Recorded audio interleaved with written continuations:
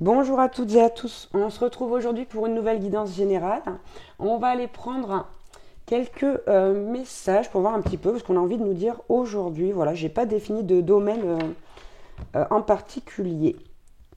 Si vous désirez une guidance personnalisée, n'hésitez pas à me contacter via mon mail ou via ma page Facebook que vous retrouverez comme d'habitude dans la description en dessous de cette vidéo. Je vous rappelle que ces vidéos sont donc intemporelles, peu importe quand vous les regardez.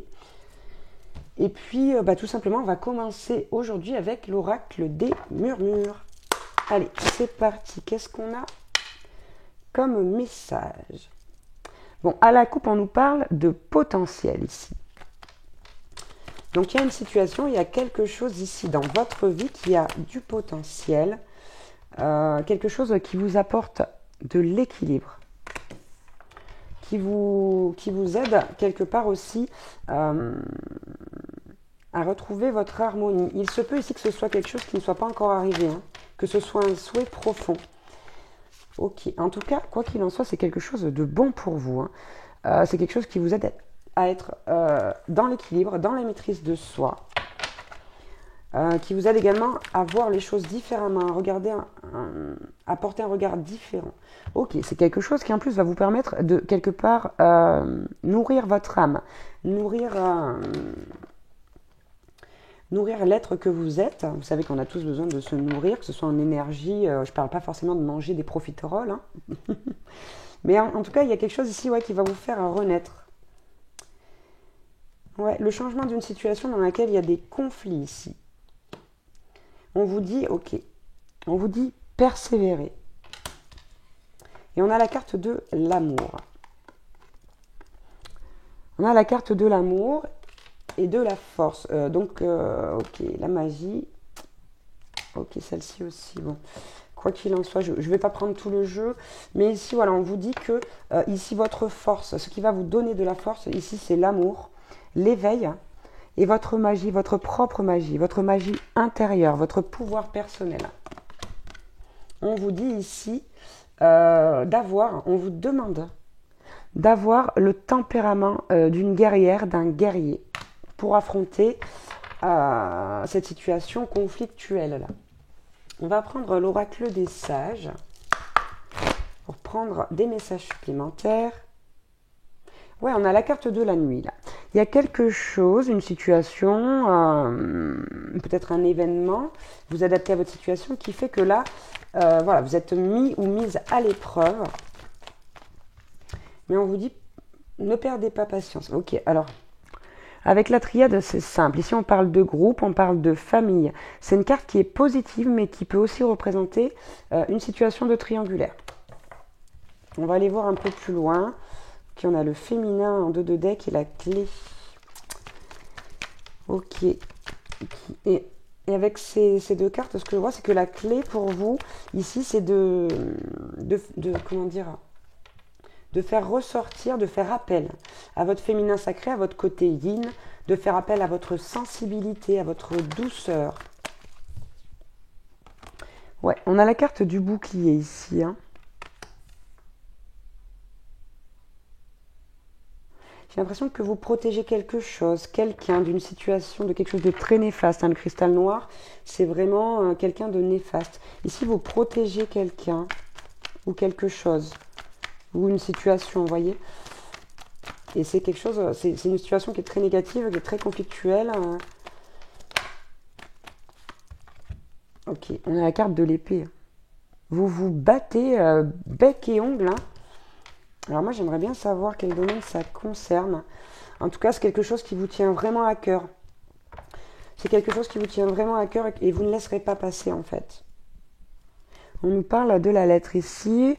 On vous dit que la solution peut et la lettre. En fait, on vous dit de ne pas, ce que vous avez envie de dire, ne le laissez pas sombrer dans les abîmes ici.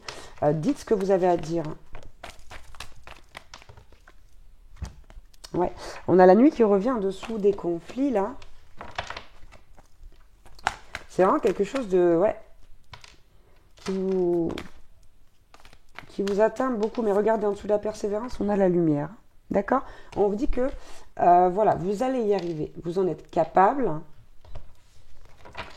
Vous en êtes capable et là, comment dire, vous vivez. Vous êtes dans une période de transformation. Bon, on l'a vu ici avec la Renaissance et on le voit encore en dos de deck ici avec la carte de la fin, de la mort qui représente, je le rappelle, donc une transformation. Et pour certains, ça peut être autour d'un décès. Voilà, ça peut se passer autour d'un décès, puisqu'ici on a la famille, on a des conflits, on a le fait de se battre, peut-être pour un héritage. Vous voyez, il y a les communications, la lettre, ça peut aussi représenter le notaire. Donc, il est possible que ce soit cette situation-là, mais pas forcément. Hein. Donc, vous adaptez. Si ça vous parle, c'est que c'est pour vous. Ouais, là, donc avec les abîmes, il y a comme une descente aux enfers de la famille, du groupe. Une perte d'équilibre au niveau de la famille. Le défunt. Le défunt. Le fantôme, ça représente pas que ça. Hein. Le fantôme, ça représente pas que le défunt, mais c'est ce qui m'est venu le premier en tête hein, avec ce que je viens de dire, évidemment. C'est quelque chose qui représente également l'esprit, la médiumnité.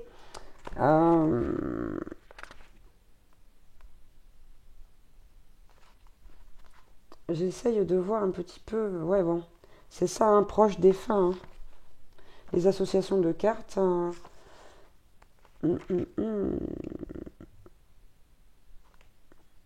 Peut-être que certains d'entre vous ici reçoivent des visites nocturnes de ce défunt. Reçoivent, ouais. Et c'est des visites voilà, d'un esprit protecteur. Hein. Ici, le fantôme et le bouclier, on nous parle d'esprit protecteur. On a quand même, c'est ça, on a la balance ici qui nous rappelle encore une fois l'équilibre. On a la justice là-haut. C'est comme si ce défunt ici intervenait pour rétablir l'équilibre dans la famille, pour cesser les conflits, les combats entre les membres de sa famille. Et on a la carte de la foi. Vous voyez, en fait, cet esprit protecteur, cette personne, ce défunt, a foi que, voilà, que les communications reviennent, que cette famille renaisse à travers la communication, aussi à travers le fait que les choses soient dénouées. C'est un esprit, un défunt qui œuvre pour ça, qui œuvre pour rétablir la... Zut, hein, je vais réussir à le dire. Pour rétablir la paix au sein de la famille, c'est ça. Pour rétablir la paix au sein de la famille. Ouais, bon, c'est ça. Hein. On a les conflits la nuit, on a l'écu. Hein. Il y a vraiment des conflits ici autour du financier, du matériel, peut-être donc de l'héritage. Hein. De l'héritage. Hein. Et ça lui plaît pas au défunt. Hein. C'est pour ça qu'il intervient aussi. Il rend des visites nocturnes à certaines personnes de la famille. Des personnes justement qui ont une certaine clairvoyance. Donc si jamais vous êtes cette personne, ben écoutez, faites ce que vous pouvez. Et si vous faites partie des autres parties de la famille, voilà, qui n'êtes pas forcément éveillés, ici,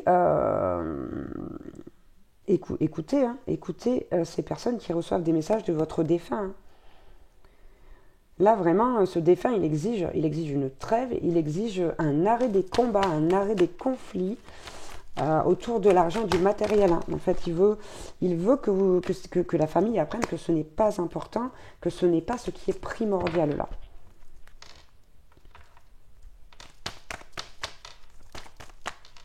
Ouais.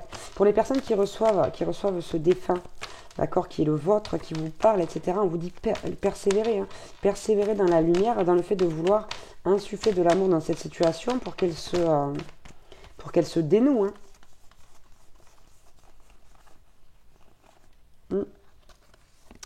Et oui. On a l'ombre. Hein. Ici, l'ombre et la lumière, bon, deux cartes qui se suivent, mais pas que. Deux opposés, on a envie de dire.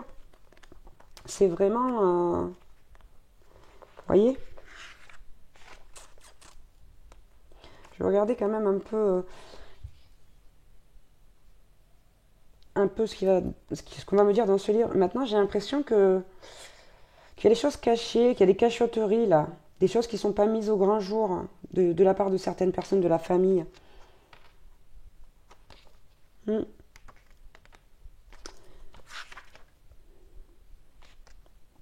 Ouais, il y a des personnes qui mentent ici, hein. Je suis navrée de vous dire ça, hein. Il y a des personnes qui mentent et ici ce défunt, il agit pour un changement profond de ces personnes de votre famille, là.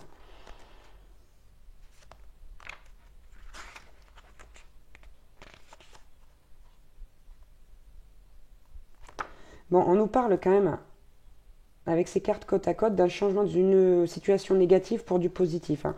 On vous dit que quoi qu'il arrive, il y aura un dénouement positif à cette situation. Mais c'est vrai que ici, il va falloir vraiment... ça va être compliqué, quoi.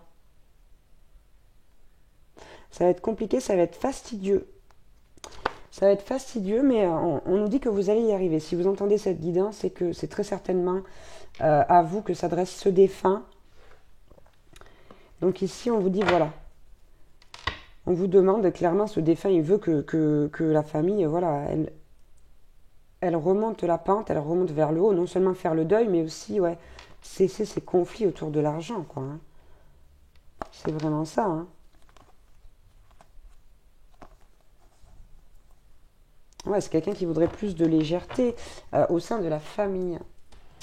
Bon, bah c'est un message un petit peu particulier aujourd'hui, mais quoi qu'il en soit, si vous êtes cette personne, alors faites de votre mieux, essayez de rester dans l'amour, dans la lumière, même si c'est pas toujours facile, de garder ce pouvoir personnel que vous avez en vous, cette force, ce pouvoir personnel qui va faire que vous allez réussir à, comment dire, à faire évoluer cette situation, pardon, de façon positive. Voilà. On vous dit, vous en êtes capable, vous en avez la force, et on vous dit que même c'est votre rôle ici, précisément. Tout simplement. Voilà. J'espère que j'aurai pu vous aider. Bien évidemment, prenez bien soin de vous. Soyez forts. Je vous souhaite un grand courage. Je vous envoie plein de belles énergies pour vous aider à parvenir justement à faire ça, à rendre cette situation positive, tout simplement. Je vous embrasse et je vous dis à bientôt pour une nouvelle guidance. Ciao, ciao.